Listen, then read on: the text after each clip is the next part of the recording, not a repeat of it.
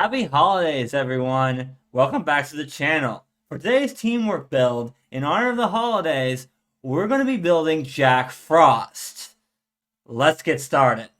So we're building Jack Frost, but what version of him? Because there are two very different versions of him. The more recent one is a lot more Christmassy than the other one, so we're going to go with that one. For ancestry, we're going with Human Thule. I know it's not perfect, but that's the closest ancestry we're going to get to it. We'll deal with the fact that some of the elements don't fit him when we get to ancestry feats. The class for this build is Sorcerer, and the bloodline is Draconic. Of course, we're going to want to pick either Silver or White Dragon for this. They're mechanically exactly the same, so it doesn't matter which one you pick. The main choice here is, do you want to be born of a good dragon or an evil dragon? Our first sorcerer feat for this build is going to be Widen Spell. This is just so we can hit more enemies at once with our cold spells. Oh, before I forget, the starting stats for this build are Strength 14, Dex 14, Con 10, Intelligence 10, Wisdom 12, and Charisma 18. Next on the list is Arcane Evolution. So we become trained in a skill and we get a spell book. We can pick one spell from the spell book each day and add it to our spell repertoire, or if it's already in our spell repertoire, then it becomes a signature spell. This is just more spells in our arsenal. Next we want to take Advanced Bloodline. This will give us our second Bloodline focus spell. Because why wouldn't the Spirit of Winter be able to belch a cone of cold?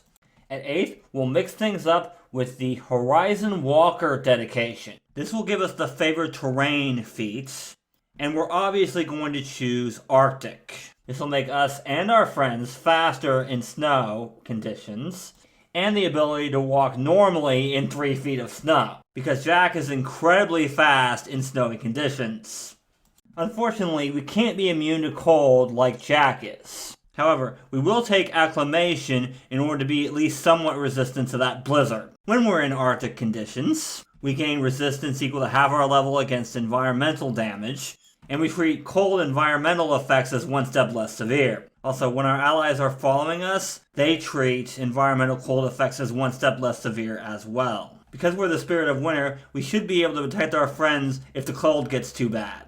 Wildstrider will give us the Wildstride Ranger class feature, so now we can ignore all non-magical difficult terrain, not just ice and snow, and treat greater difficult terrain as just difficult terrain. But what's really important here is now we can walk on ice without having to balance, because the Spirit of Winter should be able to do that. And then we're back to Sorcerer with Overwhelming Energy. So now when we cast our cold spells, we can ignore the target's resistance to cold equal to our level. This includes all damage that the spell deals, including persistent and ongoing damage, like with things like Ice Storm. And if they're immune to cold, we're out of luck. But this is why we have other things in this build besides cold damage. We'll get to those later.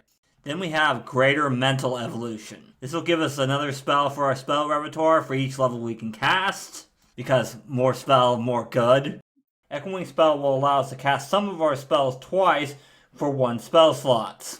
They do have to be 4th level or lower with no duration. However, there are quite a few cold spells that can benefit from this, so that's why we're taking it. And the last feat on this side of the free archetype is Bloodline Mutation. This will give us the Dragon trait and Dark Vision. Also, we get to choose one of the following.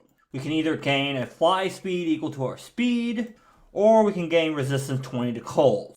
However, we want to choose the flight here so we don't have to rely on the fly spell to fly. We'll just have it all the time. Then we can use the fly spell on our allies so they can fly. We're going to kind of get resistance to cold from our ancestry feats anyway. Our general feats for this build are going to be Ancestral Paragon for cooperative nature, because +4 to aid is always good. Then we'll want to take Canny Acumen for our lowest save, which is either going to be Reflex or Fortitude. Don't worry, we'll get the other one with our free archetype. Then Fleet to give us more speed, and Die Hard and Toughness so we don't die. So before we talk about ancestry feats, some of the feats we're going to be taking go off the water trait and not the cold traits. So, talk to your GM, see if you can switch it over to cold, not water. wherever applicable. Anyway, now we're finally going to address the elephant in the room, being that Sulis are normally based on all 4 elements and not just cold.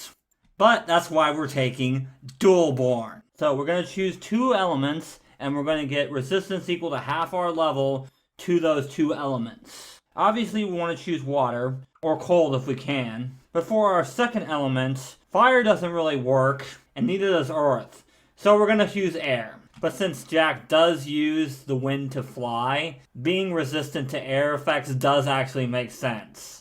Then we want to take Elemental Bulwark and Improved Elemental Bulwark. These are going to give us a total of 10 resistance to our 2 elements, which does stack with the Dualborn resistance. Since we can't be immune to cold, we might as well take as much resistance to cold as we can. Or water if our GM won't allow us to switch it over to cold. But I don't know any GM that wouldn't allow that. And of course this applies to air too.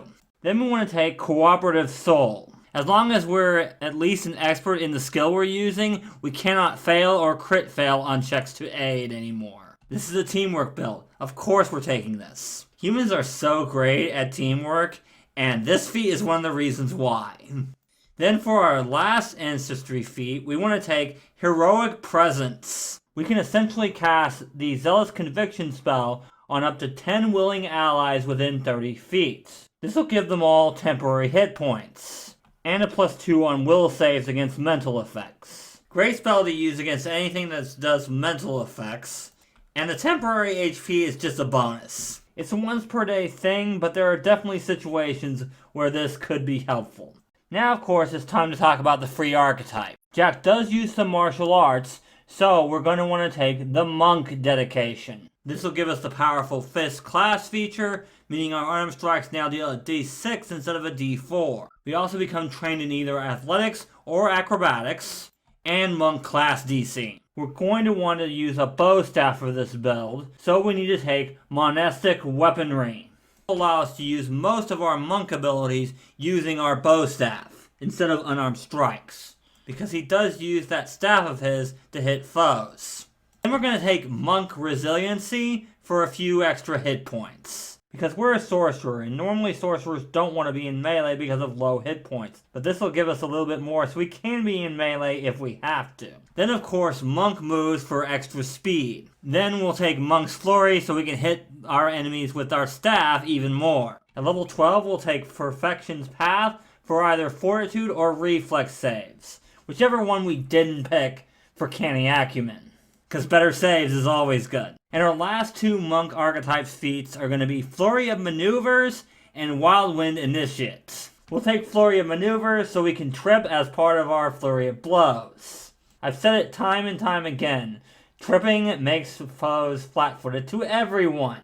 And our bow staff has the trip trait, which means item bonus to it. That's not all. If an enemy is on the ground, it makes it that much easier for us to get away from them. Wild Wind Initiate is so that if we run into something that's immune to our cold spells, we can hit them with air blasts. For a focus point, we can go into Wild Wind Stance, which allows us to use air blasts on creatures within 30 feet.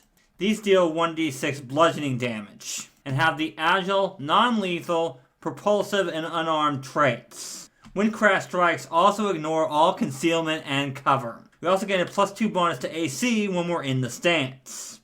Picking the last 2 archetype feats was really hard for me, but I ended up going with the Celebrity dedication for the first one. We're Jack Frost after all, we should be well known. Also, the last feat for this build is under the Celebrity archetype. It makes sense for him, and it's a really good teamwork feat. I'm talking about Command Attention. If any creatures try to make a will save against any other visual effect, they get 1 degree of success better than what they rolled. Also, if any creature tries to use a visual effect that targets one specific creature, they have to make a will save against our spell DC in order to target anyone but us. Plus our allies in the area can hide even if they don't have cover or concealment. It's clear from the movie that he loves to be the center of attention. For spells, obviously we want to take as many cold spells as we can that actually fit him. However, some good options include Polar Ray, because he clearly uses a ray of frost of some kind in the movie. We can also take Frigid Flurry and Ice Storm for indoor snowstorms. We could also take Rime Slick to knock foes prone when tripping doesn't work. And finally, we could take Moonburst and Moonlight Ray. The moon is clearly part of his backstory, so these spells are also good to take. For non-frost spells, we want to take Suggestion, so we can hit kids with magic snowballs that make them want to have fun. Then we have the Fly spell, which we'll want to use until we hit level 20 and can actually fly all the time. And finally, we want to take Hideous Laughter, because again, we want kids to laugh and have fun in the snow. Alright guys, if you want to see more build videos like this, you can check out these videos here. Remember, teamwork is vital, and I'll see you guys next time.